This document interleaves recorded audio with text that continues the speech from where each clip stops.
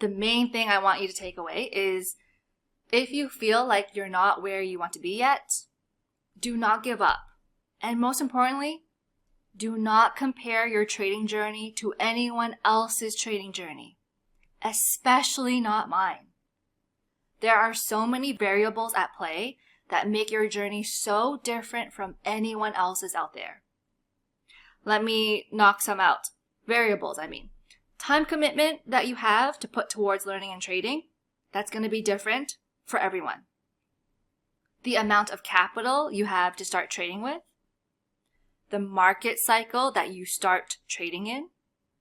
So just imagine someone that starts trading in a parabolic market, their journey is going to be completely different from someone who starts learning and trading in a consolidating or slow market.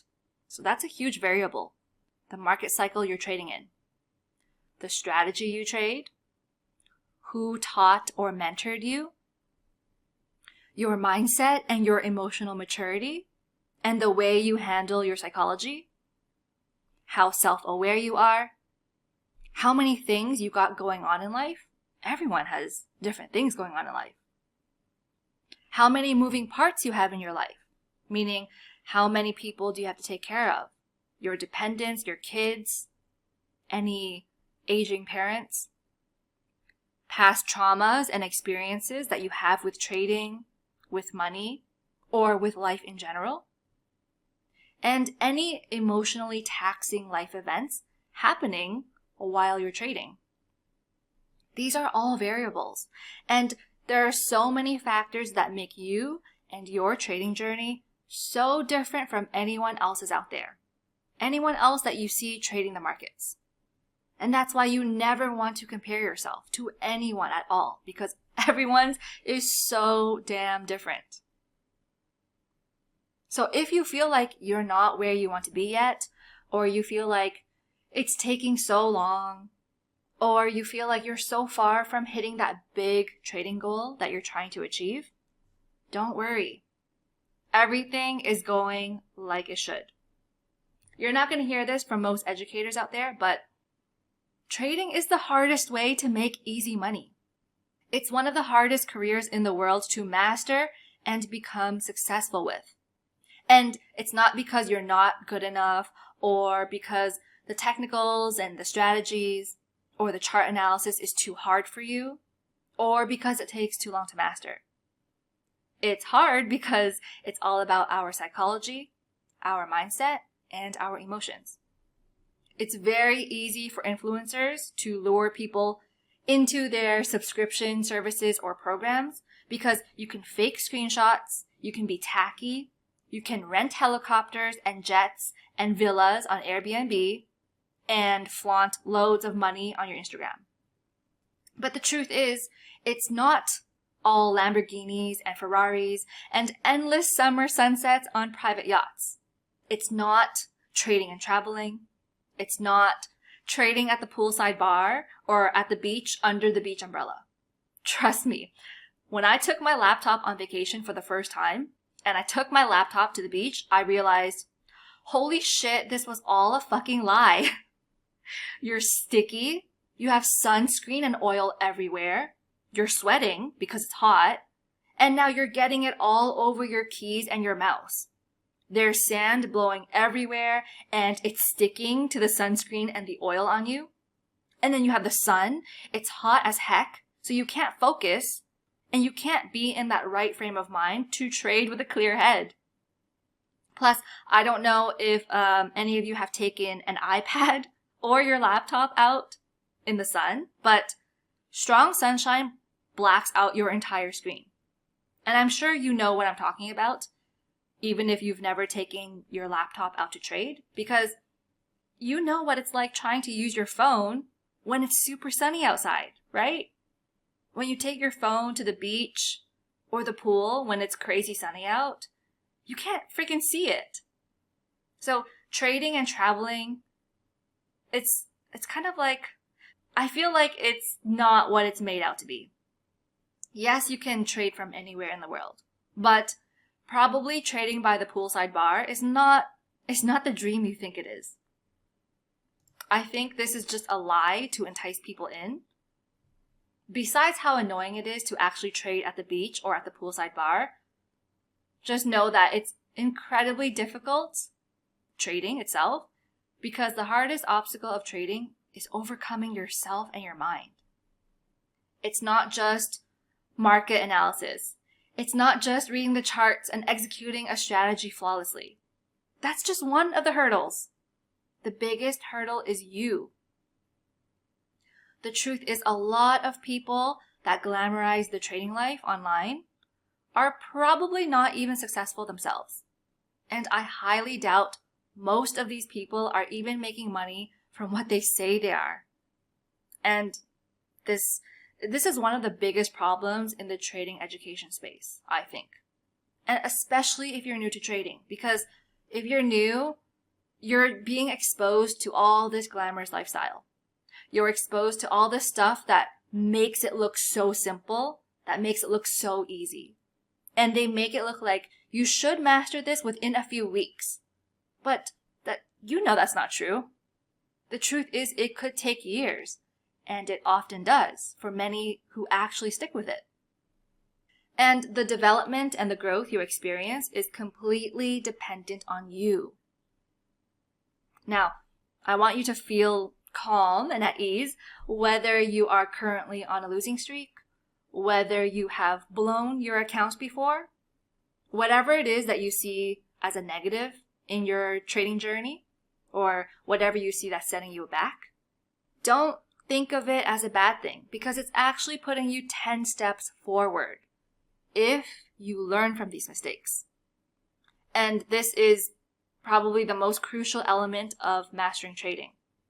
It's overcoming the hurdles and understanding why you are making the mistakes and how you can best avoid them in the future. That's why we do ASR. In Snipers, I teach you how to do advanced self-review. And the whole point of that is to dial in on what's working for you and stop doing what's not working for you. Stop doing what's not working and keep doing what is working. You need to find out what these are and dial in on it. And of course, this takes mental work. It takes mental effort, and it's not an easy feat. The stuff that you hate looking forward is the stuff that you will love and thank yourself for looking back. No one looks forward to evaluating their own performance or giving themselves feedback. But when you look back in the future, that's the stuff you are going to thank yourself for.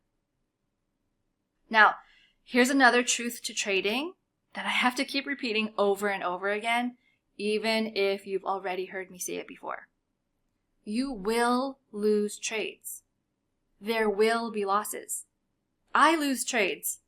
Trades will break even after running in profit for some time. Sometimes your trades will fail right after entering, like they will go straight to your stop loss. Other times, a good trade, like a technically perfect setup, just won't work out. You cannot escape losses in trading. You cannot avoid losses. But what you can do is avoid the amount of damage they do to your account and your capital. You know, this trading world, it's all glamorized on the internet in a particular way where it looks like it's just endless wins, profit after profit, withdrawal after withdrawal. But I want to let you know, I want to confirm that's simply not the case.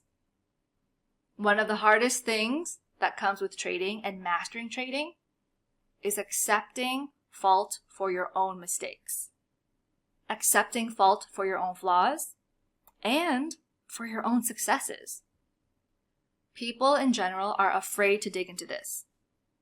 But know that you are the contributor to your good trades and to your bad trades. Every market action you take, it is you that commits and pulls the trigger. It doesn't matter if you followed someone on social media. It doesn't matter if you read a blog post, if you subscribed to someone's signal service, if you signed up to be a copy trader, whatever it is. It is ultimately you that makes the decision to execute and push the button. If you can accept that, then you will see growth beyond belief. But I don't want to make it sound like mistakes made by you are bad either. Only that you have to acknowledge that you played a part in your mistakes, whether it be bad trades or losses. And the thing is, it's such a good way to learn because I can tell you what not to do all day, what to avoid, why you shouldn't do something. I can tell you the consequences of what happens when you do something I tell you not to. But most students will make the mistakes anyway. But it's not a bad thing because only then will they learn, oh, that's why she said not to do this and this and this. That's why she said to avoid this and this, and to stop doing this and this. It is only through the pain of your own mistakes and losses that you will really understand why you are taught the things you're taught. And I think your memory of the pain is what is going to make the lessons sink in. And let me tell you another thing. It is so much better to make stupid mistakes now, like to make them earlier on in your journey. Make silly mistakes when you're still honing in on your craft. Make the mistakes before you are a 6 or 7 figure trader. Because if you don't make the mistakes now and learn from them, the consequences are going to be even worse when you're making those mistakes and you're trading with larger capital. Because your emotional reaction is going to be way stronger and bigger when the losses are monetarily larger. So, unnecessary losses and setbacks, yeah, they suck, but simply they are better. It's better off to be made when you are at the start of your journey and not the end of your journey. And the next thing I want to remind you of is stop thinking about the money. I know it makes no sense and it's very hard because you started this to make money. But just stop thinking about the money, especially if you're starting with less capital. You're not going to achieve hundreds of thousands or millions in profits straight away, despite what everyone online leads you to believe. The less money you start with, yeah, the harder you're going to have to work, but the easier it's going to be to stick to your risk management. If you don't have a huge amount of money to trade with, the truth is you're probably not mentally ready to handle large amounts of money anyway. That's just the universe, that's nature, and the principles of wealth coming into play. When it comes to trading, the goal is to grow slowly but surely. Build up your capital, stick to your risk management, 10% entry cap on a spot market trade, and 1% account risk cap on a leveraged day trade. It's very simple, it's solid, they don't change ever. That is the maximum that you put on any trade. If you are trading crypto on spot in the spot market, like you're buying an actual coin to hold or swing trade, do not go all in at any given price. That's stupid. That's stupid and poor risk management and very poor capital utilization. So don't focus on the money, but instead focus on growing your skill set, your balance, and your profits. They will all naturally grow as a byproduct of becoming a good trader. Don't chase it the other way around. Don't focus on the money. Because when you master the skill set, the money will naturally follow as a byproduct.